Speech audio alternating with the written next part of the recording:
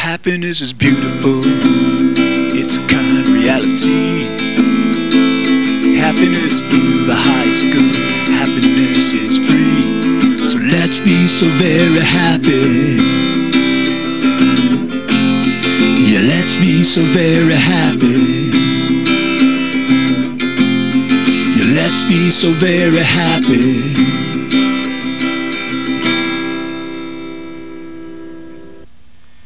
Welcome to the Happiness Show. This is George Ortega. I'm here to talk about happiness because happiness is, always has been, and always will be the point of it all. Today we have a very special show for you. We have as our guest Karin, Janin, and our topic is going to be happiness and achievement. Karin is the author of Magic of Intention. She's a creative life coach, and she's also a certified expressive arts therapist. Karin also has a television show and 2 websites. And Karin, welcome to the show. Thank you for inviting me. Sure. Now, so before we begin, can you explain a bit more to our audience about your work? Well, I am, as you said, a creative life coach, which means life itself is creative.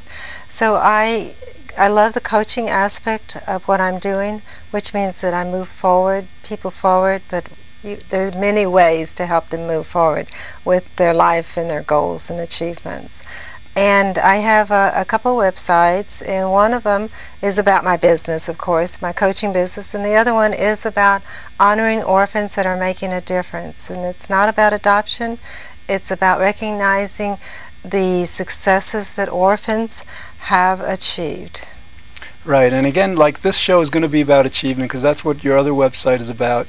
So let's start out. Let's start out with kind of like exploring what it means to achieve. What does it mean to achieve?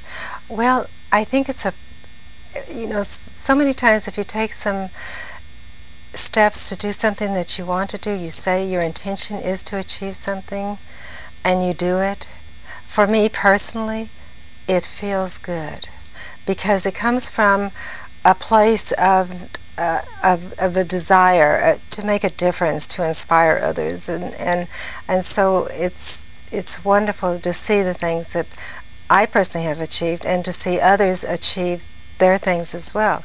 And one in particular, if you don't mind, I achieved my goal of receiving a college degree at St. Edward's University in Austin, Texas. Now, I was 51 years old when I received it. And I achieved what I said I was going to do. Plus, when it was time for me to graduate, I walked across the stage. All of my children were there. And so I left with them a legacy of, Mom did it, you know, we can do it too. We can do whatever our goals are. But Mom did it, and we shared in the joy of achieving, and that was very happy for me. It was the happiest moment of my life, I think. Well, there were many other happy moments, but that it was an achievement. So to me, achievement is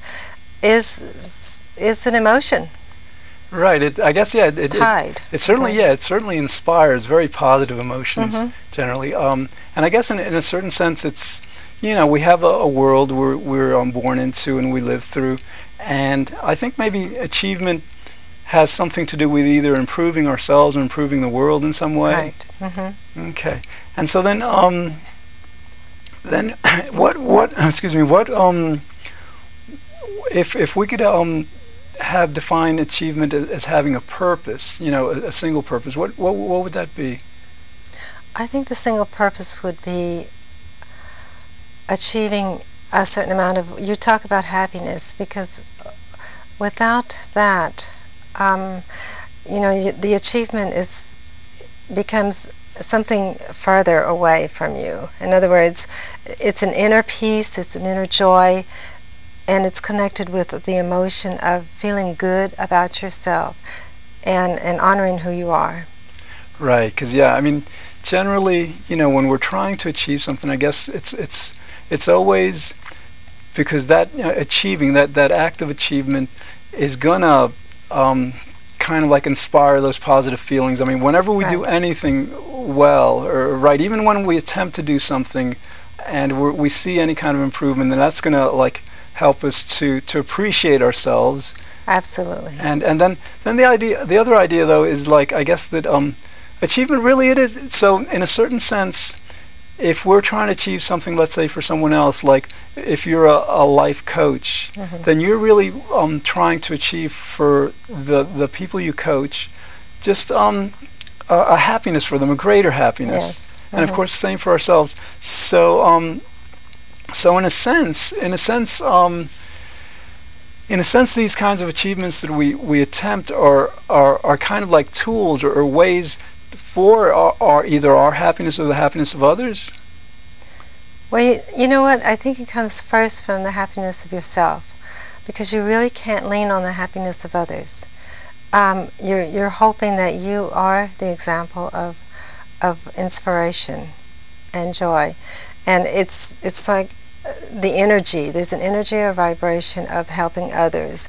And, you know, yes, I have people come to me, and I'm sure you've met people too, that are bottom line unhappy with themselves, and they've always wanted to achieve something. So what is the issue? Is it the goal of achievement, or is it the emotion that's kind of negative and sad for them? So I work with that a lot. Right. Well, let me ask you then, when you're working with clients, how do you use achievement to help them just gain this greater enjoyment from life? I have them to reflect on what they have achieved in the past. So many times we all forget what we have done, the accomplishments that we've made. I mean, having a family is an accomplishment. Reaching an education that you always wanted to is an accomplishment. And somehow we get bogged down with the everyday living situation. We forget what we have already achieved. Right, and can you get like, because yes, we were talking before, you were explaining a few things that sometimes they're so commonplace that we don't even think of them as achievements. Yeah. I mean, it's something as simple as getting up in the morning and going to work is definitely an achievement, especially sometimes if you don't like your job. You know, that's an achievement. And that's kind of a negative thing, but it's just that we need to see, and the best way to see the achievements that you've made is look around you and embrace gratitude. Okay, yeah, that's what I was going to ask you. So, like, now, what the value of gratitude? Why is that so important? Well, it goes hand in hand, because if you are grateful for maybe perhaps your environment where you can achieve, or if you're grateful for the things that you have already done yourself, then you can carry it on over, because it's a reminder. It's a trigger for you to say, okay, I've done this before, and I can do this other. I can. And just gives you a real I can attitude. Yeah, I think sometimes also like gratitude seems to be about, we're constantly experiencing life, other people and experiences and, sights and sounds. Yeah. And generally, I guess, to have gratitude is to really be in tune with appreciating and not just perceiving it, not just experiencing it, but like sensing the value of it. And sometimes you can be in a state where oh Lord, how can I be grateful about anything, because things are just falling apart, and then that's the time. Okay, go do something for yourself. Go take a walk. If it's a bubble bath, do a bubble bath. Start to relax, and then you'll know that, yeah, there are things to look at. Or read a book. Okay. All right, I have a question. Like, I imagine, like, in your coaching, in your work with different people, there are different kinds of goals we want to achieve. Some of us may want to improve our relationships, be better at our jobs, or just some kind of goal. Now, what would be your advice for a person who kind of has pretty much reached the realization that, hey, everything in life is really about happiness, and so what I really want is to be as happy as possible. What do you say to people like that? They've already achieved things? Well, yeah, I mean, they may or they may not have, because it would depend on the individual. But their ultimate goal is to be happy. Right. What would I say? Good for you to recognize that. Right, and then is there a different strategy, for example, to striving toward happiness? Oh well, I mean that's the simplified version. Is that I know we talked earlier about the emotion of happiness, the joy of that, and everybody has a trigger in their body that will somehow, for me it's my stomach or my heart will say, I'm feeling really good about this. I'm feeling satisfied with my life in achieving whatever I'm doing. But I think that you need to be happy with yourself. And when those people come to me and they're not particularly happy, they can be happy because they are questioning why they're not happy. So that is one of the best steps. You know they're on the verge because they really want to be happy and to understand. And you know, in coaching, actually the person that you're coaching, so to speak, that I'm coaching, they actually have all the answers. My goal is to help them remember those answers that are inside of themselves. Right. It's like at any moment in our lives, and we've had so many experiences we can draw on from the past, and so many good qualities. And I guess sometimes we're just not in touch with them as much. No. But something you said intrigued me. In your personal life, you rely on your gut feeling, on your intuition. Yeah. Now, some of us may not have that quality so developed, and you find it useful for your happiness. So how could you help a person develop that quality? How could you help them achieve that greater sense of like this intuition? Well, I think what I consider an absolute fun way of doing that is by number one, I think journaling, and if they dream, write your dreams down. And the other thing is pay attention to what's going on. I don't know how many times I've had a thought about, a question in my mind about something, and maybe I will have turned the radio on, and the answer's right there in a song. And the more you are aware of the coincidental and synchronistic events in your life, the more you are aware of your intuition. It just happens. It goes hand in hand. Right, so I guess it's developing a greater perception of yourself in relation to what's happening around you, and making the connections. And it is absolutely fun. I used to have a very thick journal of just writing down all the coincidental things that happened. And those coincidental things or synchronistic things, however people want to say, are steps to where you're wanting to be. It's very strange. Could you explain in a bit more detail? What are the steps, or what are the incremental? Well, I mean, there's not a set step. It's just that you may have a goal, and you wonder, okay, how am I going to, and this goal makes you feel good, and your emotions feel good about the things that you're looking for and wanting to achieve. And so you have these synchronistic events and things like that, and all of a sudden, the right person shows up, the right phone call shows, the right book. You go to a bookstore, you see that. And that's what I mean by, and those little things will guide you to achieve the goals that you're wanting to achieve. And if you make this fun, which, believe you me, it is so much fun to do. Now sometimes you get fooled and you get angry, but in expressive arts we call this the trickster, and the trickster is your teacher. And in all of that you learn, okay, I may have to veer a little bit from the set in stone goal to achieve the greater goal. Right, and I guess as we get better at our intuition, at being aware of synchronicities and all, we'd, I imagine, get better at detecting whether it's a genuine step that we're being guided by. Yes, it's just, and everybody has their own inner feelings, so it's hard to define. I couldn't tell you how to do that. I would never do that. But as you develop it, you would know. And it to me, whenever I have these things happen to me, it reminds me that I'm absolutely alive. Cool. Okay, now this is interesting. This show is about happiness and achievement, And in general, like, the social scientists have been studying happiness for about 40 years.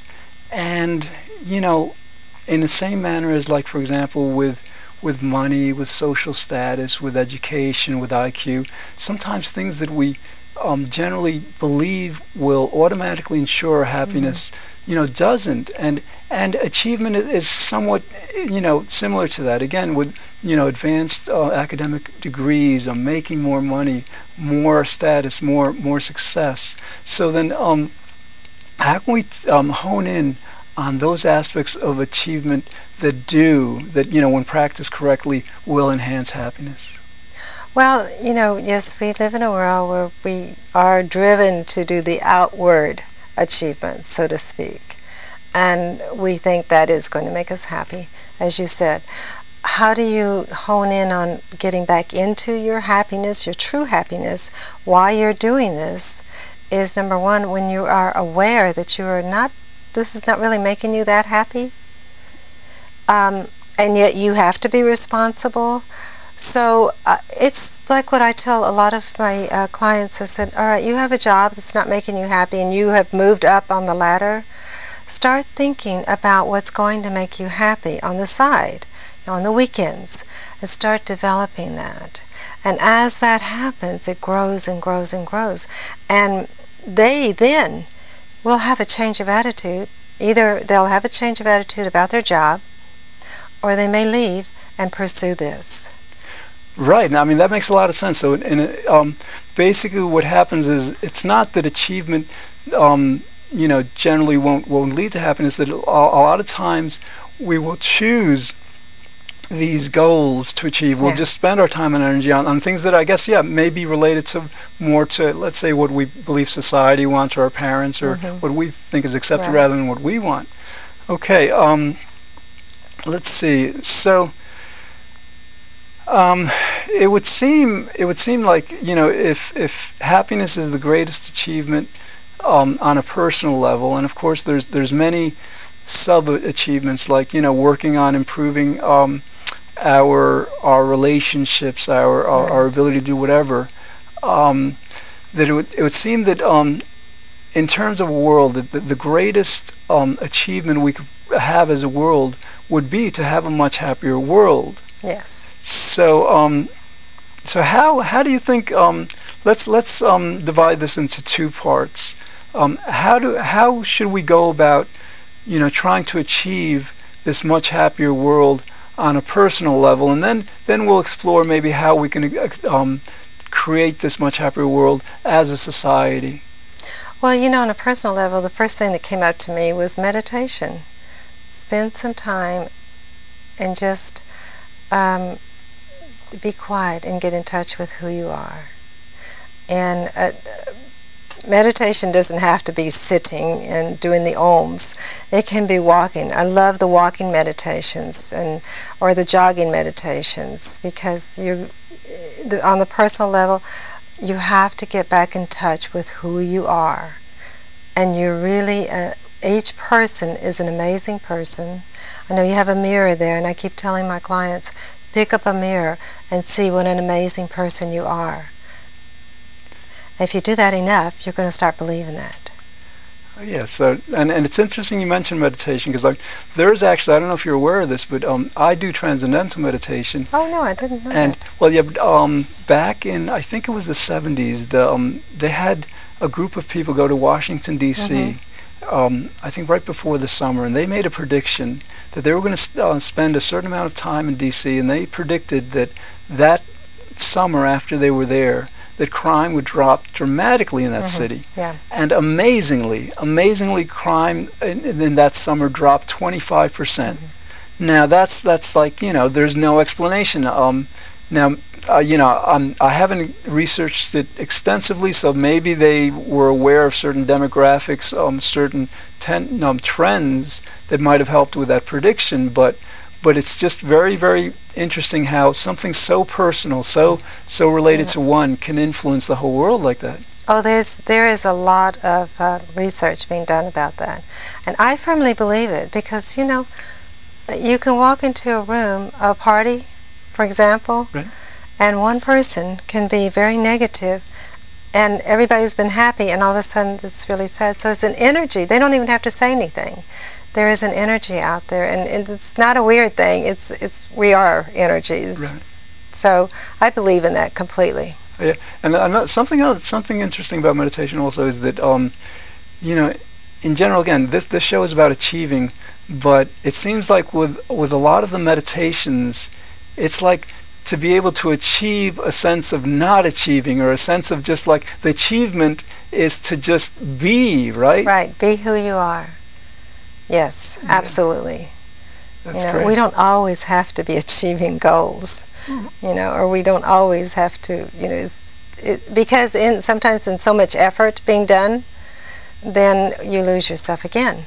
Exactly. That's the point, because I think so many of the goals that we seek, that we strive for, demand a lot of time, a lot of work, Yeah. and that will prevent us from naturally just feeling more of the joy that would otherwise reside there. Let's see. So now, in terms of again creating a happier world as a society, we're right here in America. We're very economy based, and like there's a statistic, for example, that our personal wealth is about 2.5 times greater now than it was around about 50 years ago. Yet we're no happier as a country. So what would you recommend in terms of like achievements that our country could make, and that, you know, we as a world could make to just help create a happier world? Well, I think that a lot of times people can reach out and try to help others. I know there was a time in my life when I was very, very depressed, and when I got out of myself and started helping others, I got into Habitat for Humanity. And so when you have a group of people and a society of people starting to care about other societies, other cultures, everybody around them, you do achieve a lot of happiness, because there is a personal satisfaction.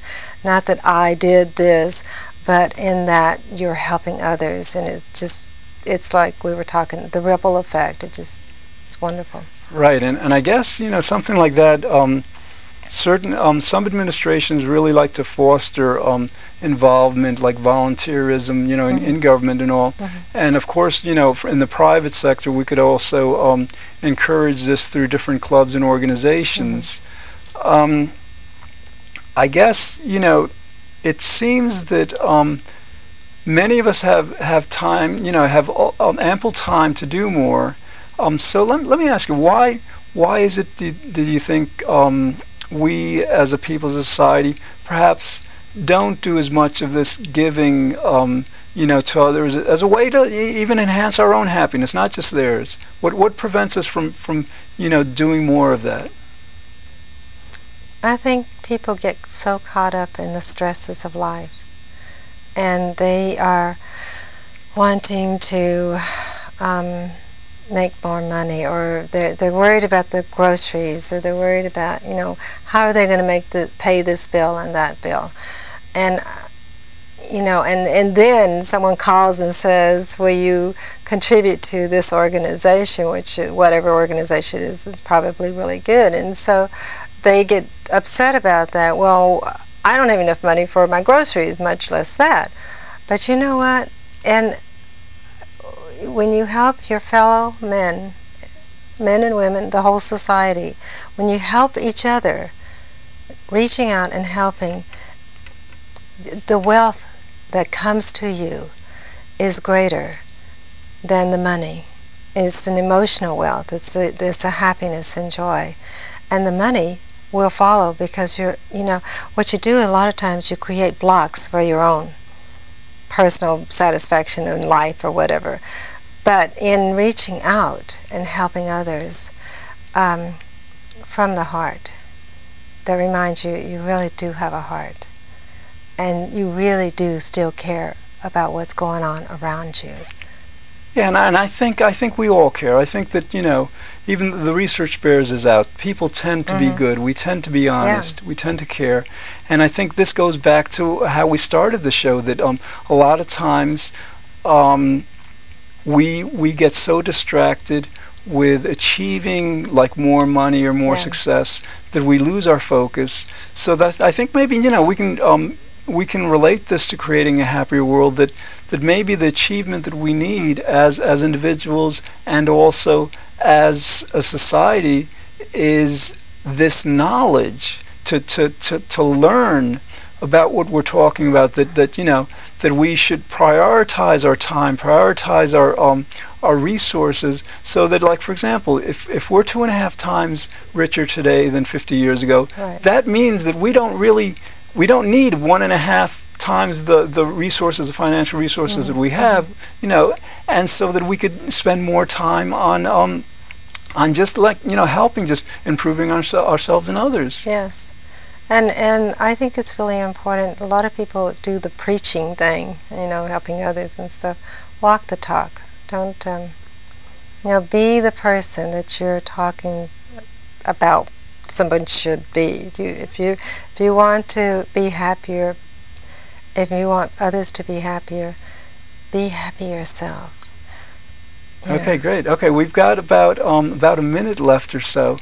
So if we're going to, again, let's return it back to, if we're going to work on ourselves to be the person we can be, so as we can be like the best for others, what is the primary achievement? What is the message that we should be carrying with us, in terms of achievement that will help us just, achieve that happiness most?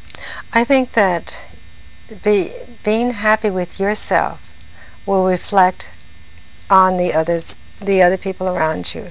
Knowing who you are, being very clear about that, and just feeling that sense of joy and peace inside and happiness, and then it will all go. It's an energy that goes out to everyone else. Great.